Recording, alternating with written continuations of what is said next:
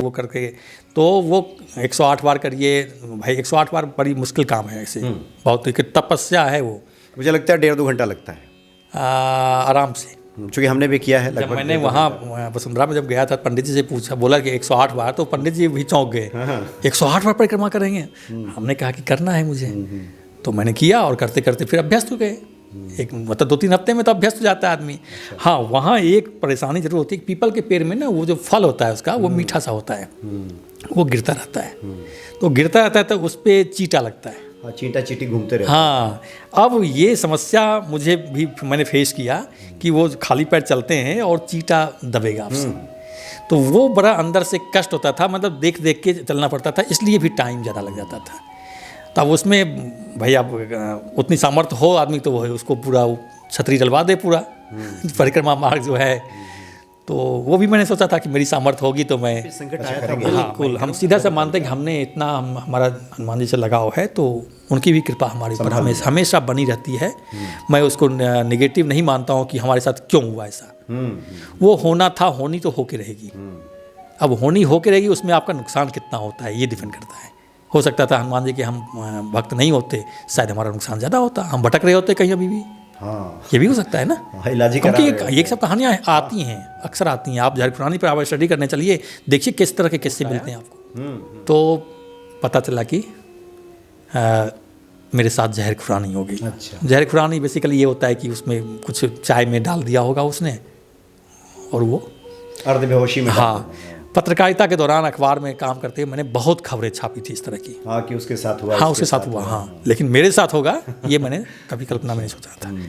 खैर, जब मुझे होश आया तो मैंने अकाउंट चेक किया। क्या संदेश होगा? नहीं, देखिएगा, सबसे पहले है कि कर्म तो आपको करना होगा। हनुमान जी तो आपका साथ दे सकते हैं, आप उसमें आप कर्म करिएगा, उसमें थोड़ा सा पुश कर देंगे, और कर्म तो आपको करना है और अच्छे कर्म करने हैं। बिल्कुल बिल्कुल। किसी का बुरा मत सोचिए, अपना भला जरूर सोचिए, लेकिन किसी का बुरा करके अपना, तो ये सोचें कि इतनी मतलब सुंदरकांड का इतना प्रभाव है, मन वो जो भी उसमें चौपाई है, जो भी है चीज़ें, उसका प्रभाव है, तभी तो ये हुआ।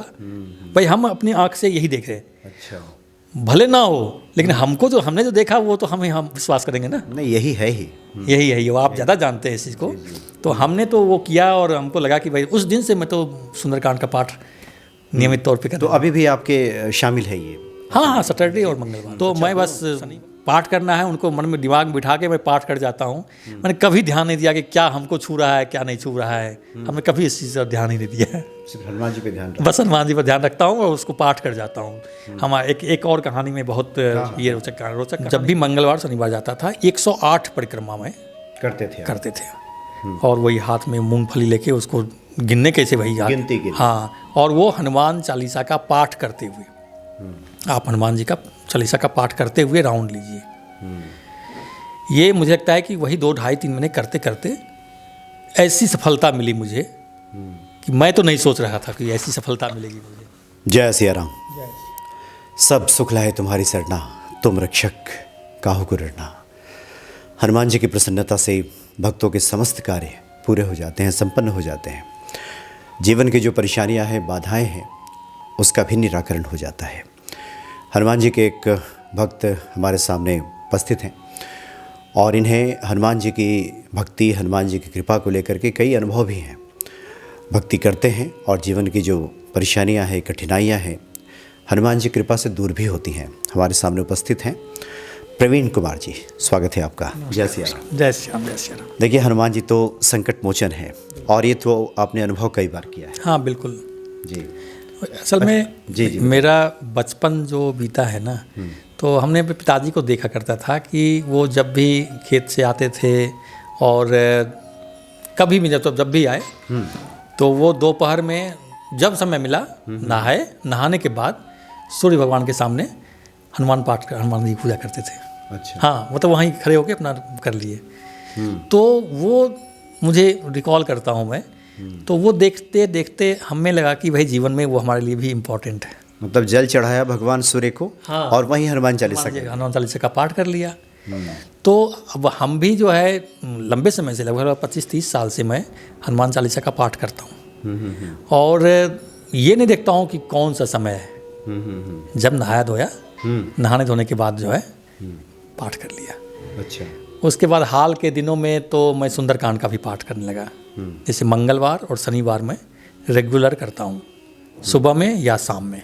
लोग कहते हैं कि दोपहर में नहीं करना चाहिए, तो मुझे जब किसी ने बताया तो मैंने कहा कि ठीक है, सुबह में कर लेंगे, नहीं सुबह में टाइम मिला तो शाम में कर लेंगे। अच्छा। लेकिन उसके लिए कोई नियम निष्ठा नहीं करता हूँ मैं, बस एक आस्था है हमारी और वो आस्था के तहत मैं करता हूँ। कोई एक होता है कि नियम, भाई पूजा पाठ नियम से करना चाहिए, दिया जलाना चाहिए, ये करना चाहिए, वो करना चाहिए, लेकिन नहीं, मैंने ऐसा नहीं किया कभी। और लेकिन उसका लाभ मुझे बराबर मिलता रहा, बिल्कुल मिलता रहा। ये बेसिक थॉट तो यही है। प्रवीण जी पेशे से पत्रकार भी हैं और हमारे साथ भी कई चैनल्स में आपने रहे हैं, तो ये बताएं कि हनुमान जी की महिमा एक तो आपने अपने घर में देखा, जैसे कि प्रत्येक सनातन धर्मावलंबियों के घर में होता ही है। उनके संकट मोचन स्वरूप से आप परिचित कब हुए कि आपका अनुभव हो गया कि नहीं नहीं ये तो संकट मोचन है? नहीं, कोरोना के दौर में मुझे ये चीज़ लगा कि भाई कोरोना के दौर में मैं बहुत बुरा फंसा हुआ था। कैसे निकलूं। मैं यहाँ से दिल्ली छोड़ना पड़ा मुझे, फिर मैं लौट के आया दिल्ली, ठीक है। तो आपके जैसे लोग मिले तो उन्होंने कुछ सलाह दी। अच्छा। है ना। उन्होंने एक मेरठ में कोई पंडित जी हैं, गुरु जी हैं, उनसे बात करवाई। तो उनसे बात करने के दौरान उन्होंने कुछ उपाय बताए। तो उसमें से एक उपाय उन्होंने ये बताए थे कि आप कोई एक ऐसा पीपल का पेड़ हो, ठीक है, उसके नीचे हनुमान जी का मंदिर हो, तो वो परिक्रमा के उसमें आ जाए, ठीक है। परिक्रमा में पीपल का पेड़ भी आ जाए और हनुमान जी का मंदिर भी आ जाए। तो ढूंढते ढूंढते मैंने वसुंधरा में जो है वो मंदिर ढूंढा। तो आपके जैसे लोग थे जिन्होंने से बताया कि वहाँ है। तो खैर ढूंढ के मैंने मंगलवार और शनिवार नियमित तौर पे, मुझे याद नहीं है 2 महीना किया या 3 महीना किया, मुझे नहीं मालूम, याद थोड़ा सा नहीं आ रहा है। अच्छा। जब भी मंगलवार शनिवार जाता था 108 परिक्रमा में करते थे। और वही हाथ में मूंगफली लेके उसको गिनने कैसे, वही गिनती। हाँ, और वो हनुमान चालीसा का पाठ करते हुए, आप हनुमान जी का चालीसा का पाठ करते हुए राउंड लीजिए। ये मुझे लगता है कि वही 2, 2.5, 3 महीने करते करते ऐसी सफलता मिली मुझे कि मैं तो नहीं सोच रहा था कि ऐसी सफलता मिलेगी मुझे, और वो सफलता मिली है। और उसके बाद मैं मतलब आगे की तरफ देखा हूँ, पीछे नहीं मुड़ के देखा हूँ। मैं ये नहीं कहूँगा कि मैं करोड़पति हो गया, अरबपति हो गया, लेकिन एक मानसिक शांति, एक जीवन में जो आर्थिक समृद्धि होता है, वो ठीक ठाक जीवन चल जाना, मुझे इससे ज़्यादा कुछ नहीं चाहिए। जीवन ठीक से चलना चाहिए, आपके घर में शांति रहे, बच्चे पढ़ाई कर लें ठीक ठाक। तो ये बस इतना था, इतना मुझे मिल गया। अब मैं आगे की तरफ देख रहा हूँ, पीछे की तरफ मैं, मतलब एक आम गृहस्थ को जीवन चलाने के लिए जिन चीज़ों की आवश्यकता है वो सब हनुमान जी ने पूरा कर दिया। उससे ज़्यादा मैंने मांगा ही नहीं कभी। थोड़ा सा विस्तार से बता दें कि जो भक्त आपको सुन रहे हैं वो अगर करना चाहें तो कौन सा दिन चुने, किस प्रकार से करें, थोड़ा आप ये बताएं। नहीं, निश्चित तौर पे मंगलवार और शनिवार का दिन माना जाता है हनुमान जी का। आमतौर पे मैं यही देखता हूँ, मंगलवार सब ज़्यादा प्रभावी है, शनिवार थोड़ा कम प्रभावी होगा। शनिवार में कुछ और चीज़ें होगी, मुझे नहीं उतना ध्यान नहीं है मुझे, लेकिन मंगलवार होता है। तो उसमें जाइए, मंगलवार का दिन चुनिए या शनिवार, दोनों चुन लीजिए तो बहुत अच्छी बात है। नहीं तो एक मंगलवार तो ज़रूर चुनिए। आप सुंदरकांड का पाठ करिए, वो बहुत अच्छी चीज़ है। 45 मिनट मुश्किल से लगता है सुंदरकांड का पाठ करने में। नियम से करिए, जो पंडित जी बताते हैं वो करिए तो बहुत अच्छी बात है। नहीं, नियम आस्था के साथ करिए, वो भी बड़ी अच्छी बात है। मतलब कीजिए, लेकिन हाँ, कम से कम हनुमान चालीसा का पाठ तो निश्चित रूप से करिए। तो वो करते रहिए। मंगलवार को, शनिवार मिल जाए शनिवार भी कर लीजिए, और आपको मुझे लगता है कि 1 महीने में आपको समझ में आ जाएगा। मतलब शनिवार को या मंगलवार को हनुमान जी के मंदिर में पहुंचिए आप। हाँ, उनके सामने प्रणाम करके खड़े हो जाइए, जो मनोकामना है कहिए उनसे। हाँ, मनोकामना तो भाई। और उसके बाद ये दाईं तरफ से आप घूमना शुरू करें। हाँ, क्लॉकवाइज जो होता है। हाँ, मतलब लेफ्ट से राइट की तरफ। अच्छा, लेफ्ट से राइट घूमे। हाँ, लेफ्ट से राइट, हम तो वही किए थे, लेफ्ट से राइट। मतलब एंटी क्लॉक। हाँ, एंटी हुआ ना। अच्छा, क्लॉकवाइज मतलब हनुमान जी के सामने खड़े हो गए, फिर लेफ्ट। हाँ, लेफ्ट से। हाँ, तो इसको दाहिने की तरफ से। हाँ, लेफ्ट से राइट घूमते हुए आइए, फिर हनुमान जी के सामने फिर प्रणाम करिए, फिर आगे बढ़िए। तो ऐसे 108 परिक्रमा। मतलब आप अपने दाहिने साइड घूमेंगे, बाएं से तो चलेंगे। हाँ, लेकिन जब घूमेंगे दाहिने साइड। हाँ, बिल्कुल वैसे ही। हाँ जी, हाँ, दाहिने तरफ से। तो वो आप 108 बार करिए, जिसको सामर्थ्य है 11 बार करें, लेकिन करें। करना तो पड़ेगा। तो 108 बार ये हनुमान चालीसा करते रहिए। हाँ, पाठ करते रहिए। पाठ करते हाँ रहिए। हाँ हाँ। आप गिनती गिनिए तो वो चक्कर का चक्र का गिनती गिनिए, वो चाहे वो मूंगफली के दाना रखिए कि जैसे जैसे भी आपको समझ में आए। माला रखिए। हाँ, माला रखिए वो करके, तो वो 108 बार करिए भाई। 108 बार बड़ी मुश्किल काम है ऐसे, बहुत एक तपस्या है वो। मुझे लगता है 1.5-2 घंटा लगता है आराम से। क्योंकि हमने भी किया है जब लगभग। मैंने वहाँ वसुंधरा में जब गया था, पंडित जी से पूछा, बोला कि 108 बार, तो पंडित जी भी चौंक गए। 108 बार परिक्रमा करेंगे? हमने कहा कि करना है मुझे। तो मैंने किया और करते करते फिर अभ्यस्त हो गए। एक मतलब 2-3 हफ्ते में तो अभ्यस्त हो जाता है आदमी। हाँ, वहाँ एक परेशानी जरूर होती है। पीपल के पेड़ में ना वो जो फल होता है उसका, वो मीठा सा होता है, वो गिरता रहता है। तो गिरता रहता है तो उस पर चींटा लगता है। चींटा चींटी घूमते रहते। हाँ, अब ये समस्या मुझे भी मैंने फेस किया कि वो खाली पैर चलते हैं और चींटा दबेगा आपसे। तो वो बड़ा अंदर से कष्ट होता था, मतलब देख देख के चलना पड़ता था, इसलिए भी टाइम ज़्यादा लग जाता था। तब उसमें भाई आप उतनी सामर्थ्य हो आदमी तो वो है, उसको पूरा छतरी डलवा दे पूरा परिक्रमा मार्ग जो है। तो वो भी मैंने सोचा था कि मेरी सामर्थ्य होगी तो मैं अच्छा करेंगे। हाँ, मैं करूँगा। कितना खर्चा होगा? 25-30 हज़ार से ज़्यादा खर्चा नहीं होगा। तो मैंने सोचा है ऐसा कि जब सामर्थ्य होगी तो पंडित जी से मैं कहूँगा कि ये मैं कराना चाहता हूँ, तो वो करा दूंगा मैं। हाँ, जिसके अंदर इस तरह के भाव आने लगे तो हनुमान जी तो ऐसे ही कृपा कर देते हैं। पता नहीं तो ये मतलब मूल रूप से यही चीज़ है। लेकिन मेरा मानना है कि कम से कम हनुमान चालीसा का पाठ जरूर करिए प्रतिदिन, नित्य नहाइए धोइए। और तो प्रवीण जी, आप कह रहे हैं कि लगभग कितने दिन आपने किया होगा, कितने तो आपको कुछ सकारात्मक रिजल्ट दिखने लगा? लगता है कि 2 महीने मुझे तक क्रॉस करते करते मेरे अच्छा रिजल्ट आ गया था। मतलब मुझे लगता है कि 8 बार आपने ये किया लगभग ना, एक महीने में 4। 2 महीने में 4 दिन, मतलब मंगलवार और शनिवार करता अच्छा, था। एक तो हर हफ्ते 2 दिन हो गया, तो 1 महीने में 8 दिन हो गया, 2 महीने में 16 दिन हो गया। अच्छा, मतलब 15-16 दिन किया, 15-16 किया तो हाँ हाँ, बिल्कुल बिल्कुल। तो उससे चीज़ें समझ में आ गई है, फिर चीज़ें आपको मिल गई कि मतलब भाई जितनी चाहत थी उतनी तो मिल गई मुझे। नहीं, वो जहाँ तक हमें भी पता है आप आनंद में हैं। हाँ, मैं बिल्कुल कंफर्टेबल हूँ, तो उसमें कोई दिक्कत नहीं है। तो आप आस्था के साथ, ये नहीं कि आपको मिलेगा तब आप करेंगे, ये नहीं चलेगा, ये नहीं चलेगा। पहले हनुमान जी दे दे तब हम करेंगे। हाँ बिल्कुल, आप करिए, पहले काम करिए, तभी तो सब भाई महीने भर का नौकरी करते हैं तब जाके तनख्वाह मिलती है 30वें दिन। तो यहाँ भी तो कुछ तो माथा टेकिए आप, माथा टेकिए, है ना। कम से कम ये भी है कि भाई आप हनुमान चालीसा का पाठ करिए, सुबह सुंदरकांड करिए, शाम में हनुमान जी के मंदिर में जाके उनका दर्शन करिए, बूंदी खरीदिए, चढ़ाइए और गरीबों में बांट दीजिए। ये इतना भी कर लीजिएगा तो भी बहुत बड़ा काम है ये तो मतलब बड़े मिशन के लिए है कि भाई 108 बार परिक्रमा करके, ये तो बड़ा मिशन है। लेकिन इतना तय है कि कोई ये करे तो खाली हाथ नहीं लौटेगा। बिल्कुल खाली हाथ नहीं जाएगा, बिल्कुल खाली हाथ नहीं जाएगा। हनुमान जी एकदम नहीं, बहुत अच्छी बात है। हनुमान जी ही ऐसे, मुझे लगता है कि ऐसे मतलब देवता हैं, भगवान हैं कि किसी का बिगाड़ते नहीं है। मुझे जैसा अनुभव हुआ कि वो किसी का बिगाड़ते नहीं है, कुछ ना कुछ बनाते ही हैं। आप उनके सामने जब मत्था टेकिएगा तो कुछ ना कुछ आपको बना के देंगे।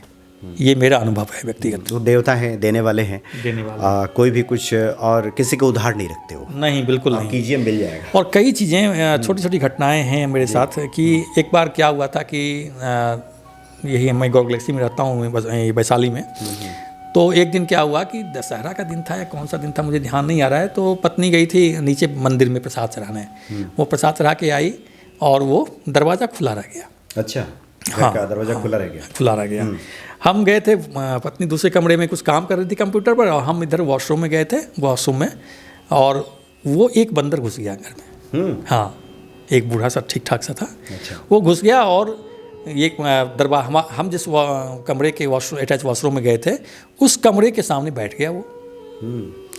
पत्नी देखी उधर से तो चिल्लाई। हमने कहा क्या हो गया भाई। मैं निकल के आया और वो चिल्ला रही उधर, तो उधर वो देख भी नहीं रहा है।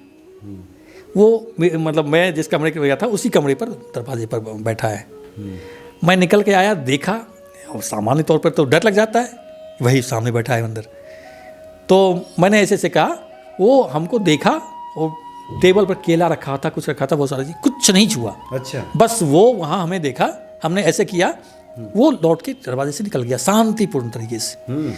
तो मुझे लगा कि क्या ये हनुमान जी के साक्षात रूप है क्या? हाँ, सही बात है, चूंकि बंदर घर में आए, उथल पुथल ना मचाए, केला दिख जाए वो छोड़ नहीं सकता है। लेकिन ये घटना मेरे साथ हुई है। अच्छा। हाँ, और मैं मतलब मैं अपने आप को धन्यवाद मतलब बहुत भाग्यशाली मानता हूँ कि वो उस रूप में भी दर्शन हनुमान जी दे जाते हैं। हनुमान जी तो मसक समान रूप कपिधरी, वो किसी भी रूप में दर्शन दे बिल्कुल सकते हैं। बिल्कुल बिल्कुल बिल्कुल बिल्कुल, ये तो है ही। तो इसलिए मेरा मानना है कि करना चाहिए, हर व्यक्ति को करना चाहिए। जो अच्छा प्रवीण जी, आप तो सुंदरकांड का पाठ करते हैं, बड़ा अद्भुत है सुंदरकांड। उसमें सबसे कौन सा ऐसा प्रसंग है जहां आपको लगता है कि वो चीज़ें आपको छूती हैं, बहुत हृदय के करीब लगती हैं? इतनी बड़ी व्याख्या तो मैं नहीं कर पाऊंगा, क्योंकि फिर भी आपको लगता हो कि ये तो जो है, जैसे बहुत से लोग बताते हैं कि संकट आने के पहले संकट मोचन आ जाते हैं, संकट तो बाद में आता है, जिसमें गोस्वामी जी लिखते हैं कि तरु पल्लव में रहा लुकाई।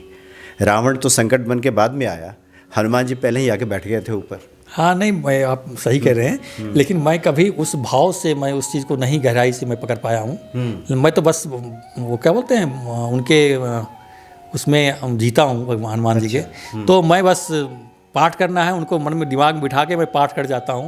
मैंने कभी ध्यान नहीं दिया कि क्या हमको छू रहा है क्या नहीं छू रहा है, हमने कभी इस चीज़ पर ध्यान ही नहीं दिया है। सिर्फ हनुमान जी पे ध्यान, बस हनुमान जी पर ध्यान रखता हूँ और उसको पाठ कर जाता हूँ। हमारा एक और कहानी में बहुत ये रोचक कहानी भी है हमारे लिए। तो खैर, हमारी माँ 2010 में गुजर गई थी। तो जब तबीयत ख़राब हुई थी, भाई साहब हमको गाँव में बोले कि भाई आ जाओ, अब मुझे लगता है कि जाएंगे। हम लोग सब लोग पहुँच गए, 5 भाई 1 बहन है, सब लोग घर पहुँच गए थे। उसके बाद जिस दिन उनको जाना था उस दिन वो लेटी हुई थी, तो एक आभास हो जाता है। तो मैं उनको उनके सिरहाने में उनके सिर को अपने गोद में रख के मैं बैठा था। अच्छा। उसके बाद थोड़ी देर के बाद थोड़ी उल्टी सांस शुरू हो गई उनकी। तो उल्टी सांस का मतलब ही होता है कि अब जाना है इनको। तो उल्टी सांस में कष्ट बहुत होता है। अच्छा। हाँ, जैसा कि लोग बताते हैं कि उल्टी सांस, अब सांस हम ले रहे हैं, ये नॉर्मल चीज़ है, वो उल्टी सांस हो रही है तो कष्ट तो होगा शरीर में। बहुत बेचैन थी वो। तो ये मैं कहानी इसलिए बता रहा हूँ कि सुंदरकांड की ये महिमा है। तो घर में बहुत सारे लोग आए हुए थे, बाहर से भी आए, तो किसी ने कहा कि सुंदरकांड का पाठ कर लो। तो हम ले लिए सुंदरकांड, वही मतलब उनका सिर जो है हमारे उसमें रखा हुआ, गोद में रखा हुआ है और वो लेटी हुई हैं। तो हमने सुंदरकांड का पाठ, मतलब समझिए कि 10 से 15 मिनट पाठ करते करते एकदम उनका चित्त शांत हो गया। पाठ खत्म हुआ और मुझे लगता है कि 10 मिनट के बाद प्राण उनका निकल गया। तो ये सोचें कि इतनी मतलब सुंदरकांड का इतना प्रभाव है, मन वो जो भी उसमें चौपाई है, जो भी है चीज़ें, उसका प्रभाव है, तभी तो ये हुआ। भाई हम अपनी आँख से यही देख रहे हैं। अच्छा। भले ना हो, लेकिन हमको जो हमने जो देखा वो तो हम विश्वास करेंगे ना। नहीं, यही है ही, यही है, ये आप ज़्यादा जानते हैं इस चीज़ को। तो हमने तो वो किया और हमको लगा कि भाई उस दिन से मैं तो सुंदरकांड का पाठ नियमित तौर पे कर। तो अभी भी आपके शामिल है ये? हाँ, सैटरडे और मंगलवार। अच्छा, दोनों? शनिवार और मंगलवार को मैं कोशिश करता हूँ। अगर कहीं यात्रा में रहा तो नहीं हो पाता है, लेकिन घर में रहा तो एकदम नियमित तौर पे होता है और अधिकांशतः मेरा होता है। मतलब महीने में 1-2 महीने में 3 महीने में कभी एक आध बार छूट जाए, लेकिन ये नियमित तौर पे मैं करता हूँ। बस दिया जलाया, प्रसाद चढ़ाया, एक किशमिश और काजू कुछ भी तरह डाल दो, और 45 मिनट लगता है, कोई बहुत बड़ा काम तो है नहीं। इतना तो भगवान के लिए। तब तो आप नियमों को भी काफ़ी पालन करते हैं। आप ये बता रहे थे कि कई बार नियम कर्मकांड का कुछ छूट गया, पाठ जरूर करते हैं। हाँ, पाठ करता हूँ, मतलब बहुत सिंपल तरीके से। कोई उसमें एक होता है ना कि कर्मकांड जैसा कुछ ऐसा नहीं है। मैं बहुत सिंपल तरीके से करता हूँ, कोई भी कर सकता है इस तरीके से। अगर कहते हैं अगरबत्ती जलाओ, ये जलाओ, वो नहीं, बस एक सिंपल वो क्या बोलते हैं, तिल का तेल होता है। अच्छा। उसी में मैं वो एक बाती डालता हूँ और जला के और बैठ जाता हूँ। तिल के तेल का जलाते हैं? हाँ, तिल के तेल का जलाता हूँ। बहुत लोग बोलते हैं सरसों का तेल जलाना चाहिए, कुछ लोग घी में जलाते हैं। हाँ, अलग अलग सबका बताया गया। मुझे थोड़ा सा वो इजी लगता है तिल के तेल में। वो जल्दी जलता भी है और घी में फिर उसको वो जम जाता है। जैसे आज ठंड का मौसम है तो जम जाता है, फिर वो बुझ जाएगा और जल्दी पकड़ता भी नहीं। तो ये मतलब बहुत सिंपल तरीके से मैं उस चीज़ पर बहुत ज़्यादा ध्यान नहीं देता हूँ। आडंबर नहीं चाहिए। मैं टीका भी नहीं लगाता हूँ। अच्छा। हाँ, टीका भी नहीं लगाता हूँ। कोई मंदिर में पंडित जी लगा दिए तो लगा दिए। ये होता है बहुत लोग जाके अपने हाथ से निकाले और टीका लगाए। तो वो सारी चीज़ें, मुझे आडंबर में कोई भरोसा नहीं है। आस्था है मेरी, बस आस्था में भरोसा रखता हूँ। मैं करूँगा और मुझे मिलेगा। जी हाँ, जी हाँ। अब जिनको सनातन के चिन्ह में, प्रतीकों में इसको लोग धारण करते हैं, इसका अलग महत्व है, लेकिन आप ये बताना चाह रहे हैं कि ये सब चीज़ें नहीं भी हों, जो मूल है वो तो प्रेम है। मूल है वो प्रेम है। मूल है वो बिल्कुल, उसी में आदमी को जीना चाहिए। और तभी आप मतलब ज़्यादा कर भी पाएंगे। जब आडंबर ज़्यादा हो जाता है कि ये करना है, ऐसे करना है, 101 रुपया चढ़ावा देना है, तो फिर आदमी भागता भी है उससे, दिल में मतलब वो बसता नहीं है फिर। अच्छा। हाँ, मेरा ये मानना है, दान पुण्य करो, इतने पैसे दोगे तभी फल मिलेगा। मैं नहीं मानता इस चीज़ को। तो मैं बहुत सिंपल तरीके से, है पैसे तो दे दूंगा, नहीं है जेब में तो नहीं दूंगा। हाँ, तब कहाँ से देंगे? हाँ, तो भगवान पैसे के भूखे नहीं है, भगवान देने वाले हैं भाई। नहीं तो वैसे जो सनातन धर्मावलंबी हैं, जो पंडित पुजारी जी भी हैं, वो यथाशक्ति की यथाशक्ति की बात की गई है, तो जितनी सामर्थ्य हो। हाँ, अब हमारी सामर्थ्य अगर 11 रुपए का लड्डू चढ़ाने का है तो हनुमान जी तो सही प्रसन्न हो जाएंगे। बिल्कुल सही बात है। मैं जाता हूँ मंगलवार को, जैसे मैं जाता हूँ सुबह पूजा करता हूँ, तो शाम में जाता हूँ हनुमान जी के मंदिर में दर्शन करता हूँ, तो 10 रुपये हैं तो 10 रुपये की बूंदी चढ़ा दिया, 20 रुपये तो 20 रुपये की बूंदी चढ़ा दिया, कभी पैसे ज़्यादा है तो पंडित जी को भी दे दिया। तो इस तरह से चलता है। मतलब कोई नियम उस रूप में नहीं है कि इतना दान करना ही करना है मुझे। अच्छा। हाँ, मतलब सहज भाव में, बिल्कुल सहज जैसे सामर्थ्य और जैसे हृदय की इच्छा हुई। आप में जब सहजता नहीं होगी तो आप मतलब आपकी भक्ति जागेगी नहीं। सहजता तो जरूरी है जीवन में। आप सहज हैं तभी आपका भक्ति भाव। अच्छा, ये बताएं, अभी तो देखिए, अभी तो भक्ति का और सब काफ़ी प्रचार प्रसार है, लोग इन चीज़ों को समझ रहे हैं। आप तो पत्रकारिता में हैं, और एक दौर ऐसा भी था जहाँ पे इसको माना जाता था कि जो लोग ज़्यादा भक्ति भाव वाले लोग हैं उनको प्रोग्रेसिव नहीं मानते थे लोग। तो अभी आप क्या देखते हैं कि जीवन की समस्याएं चाहे किसी व्यक्ति के जीवन में आए, ऐसे लोगों को क्या संदेश होगा? नहीं, देखिएगा, सबसे पहले है कि कर्म तो आपको करना होगा। हनुमान जी तो आपका साथ दे सकते हैं। आप उसमें आप कर्म करिएगा, उसमें थोड़ा सा पुश कर देंगे। और कर्म तो आपको करना है और अच्छे कर्म करने हैं। बिल्कुल बिल्कुल। किसी का बुरा मत सोचिए, अपना भला जरूर सोचिए, लेकिन किसी का बुरा करके अपना भला मत करिए, होगा भी नहीं, बिल्कुल नहीं। तो कर्म तो करना पड़ेगा, और कर्म के साथ अगर ये आस्था का भाव रखिए हनुमान जी के प्रति, तो मेरा मानना है कि आप जीवन में काफ़ी सफल रहेंगे। जी हाँ, जी हाँ। और हनुमान जी के भक्तों का एक अनुभव भी रहता है कि जो भी हनुमान जी के भक्त हैं वो सबसे पहले सुमति प्रदान कर देते हैं, तो अच्छे कर्म व्यक्ति करेगा। कुमति निवार सुमति के संगी हनुमान जी हैं। तो आपके पास तो बड़े अद्भुत सब अनुभव हैं। एक और अनुभव है जो हम अगली बार आपसे बात करेंगे, जो आप कहीं यात्रा में जा रहे थे और बहुत बड़ा संकट आ गया था। या फिर बता ही दीजिए। नहीं, वो कहानी ये थी कि मैं लखनऊ में था, लखनऊ से मैं इलाहाबाद जा रहा था, वो राज्य परिवहन की बस में। तो रात के लगभग 12 बजे के आसपास मैं बस में बैठा था। तो मेरे बगल में जो व्यक्ति बैठा था वो थोड़ी सी उससे बातचीत हुई। उसके बाद वो रायबरेली जब हमारी बस पहुंची तो वो नीचे से चाय लेके आया। अच्छा। ठंड का मौसम था, फरवरी का महीना था, ये 2024 के फरवरी की बात है। तो अब वो सामने वाला चाय दिया। हम लोग कभी इस तरह पत्रकार हैं तो इससे सोचते नहीं है कि आपको लगा कि अच्छा आदमी लग रहा है। हाँ, अच्छा आदमी लग रहा है, चाय लेके आया, नीचे से चाय लेके आया है। और जो कुछ हुआ मेरे साथ, तो मतलब वो कल्पना में सोच भी नहीं सकता था कि मेरे साथ ऐसा होगा। ठीक है, मैंने चाय पी लिया। चाय पीने के बाद मैं कब 15 मिनट में या 20 मिनट में कब बेहोश हुआ मुझे नहीं पता। बस पहुंची होगी इलाहाबाद। तो जब वो दोपहर के बाद कहिए कि 2:30-3 बजे के आसपास जब मुझे थोड़ा थोड़ा होश आया, तो तब भी मुझे ये समझ में नहीं आया कि मेरे साथ कुछ हादसा हुआ है। मैं लगता है कुछ ऐसे ही अर्ध बेहोशी की हालत में मैंने किसी ऑटो वाले को पूछा होगा कि भाई मुझे ट्रांसपोर्ट नगर जाना है, तो किसी ने बता दिया होगा। मैं बैठ गया ऑटो में, ट्रांसपोर्ट नगर बस वो ऑटो वाला उतार दिया। मैं अपने घर के रास्ते जैसे जैसे आगे बढ़ रहा था तो मेरा ये महसूस हो रहा था कि पैर मेरा थोड़ा सा कांप रहा है। हाँ, मतलब भटक रहा है, डगमगा रहा है। अच्छा। खैर जैसे तैसे मैं अपने इलाके में पहुंचा। इलाके में घर ढूंढ रहा हूँ, घर मुझे नहीं, क्योंकि पूरा दिमाग मेमोरी ठीक से काम नहीं कर रही थी। तब तक मुझे कुछ समझ में नहीं आता कि मेरे साथ क्या हुआ। अच्छा। हाँ, जब मैं किसी तरह से पूछते पाछते अंततः मैं रिकॉल किया वो घर में कैसा होगा, वो दीवार बाउंड्री कैसी है। तो खैर फाइनली मैं पहुंचा जहां मुझे सुबह 5 बजे 6 बजे 7 बजे पहुंच जाना चाहिए था। वहां मैं पहुंचा हूँ 3:30-4 बजे करीब, दोपहर बाद शाम में। सब लोग परेशान थे सुबह से। तो जब धीरे धीरे होश आया तो पता चला कि मेरे साथ जहर खुरानी हो गई। अच्छा। जहर खुरानी बेसिकली ये होता है कि उसमें कुछ चाय में डाल दिया होगा उसने और वो अर्धबेहोशी में। हाँ, पत्रकारिता के दौरान अखबार में काम करते हुए मैंने बहुत खबरें छापी थी इस तरह की। हाँ, कि उसके साथ हुआ। हाँ, उसके साथ हुआ, हाँ, लेकिन मेरे साथ होगा ये मैंने कभी कल्पना में नहीं सोचा था। खैर, जब मुझे होश आया तो मैंने अकाउंट चेक किया तो पता चला कि लगभग 85,000 वो निकाल चुका था पैसे। खैर, और वो याद भी नहीं रहा था, वो उसका क्या बोलते हैं ऑनलाइन जो होता है बैंकिंग, नेट बैंकिंग, उसका पासवर्ड वगैरह जब याद आया, डायरी में लिखा हुआ था, तो वो देख के मैंने ऑन उसको ब्लॉक किया कार्ड वार्ड, तब जाके पैसे उसमें रुके।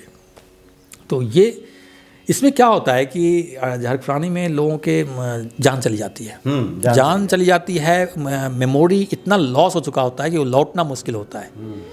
लेकिन मैं अपने आप को खुशनसीब मानता हूँ कि वो 85,000 पे गए, ठीक है, इतना जल्दी रिकवर हो गया मैं। हाँ, स्वस्थ हो गया मैं जल्दी। मतलब महीनों लग जाते हैं लोगों को मेमोरी वापस आने में, 2 से 3 दिन में हम स्वस्थ हो गए। तो ये मैं निश्चित रूप से मानता हूँ कि वो कृपा है और इसलिए आज हम आपसे बात कर रहे हैं।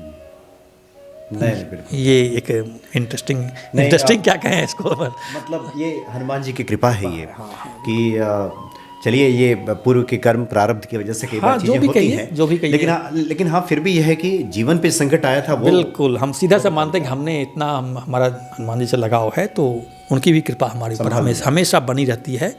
मैं उसको नेगेटिव नहीं मानता हूँ कि हमारे साथ क्यों हुआ ऐसा। वो होना था, होनी तो होके रहेगी। अब होनी होके रहेगी, उसमें आपका नुकसान कितना होता है ये डिपेंड करता है। हो सकता था हनुमान जी के हम भक्त नहीं होते, शायद हमारा नुकसान ज़्यादा होता, हम भटक रहे होते कहीं अभी भी। हाँ, ये भी हो सकता है ना, क्योंकि ये सब कहानियाँ आती हैं, अक्सर आती हैं। आप जहर खुरानी पर आप स्टडी करने चलिए, देखिए किस तरह के किस्से मिलते हैं आपको।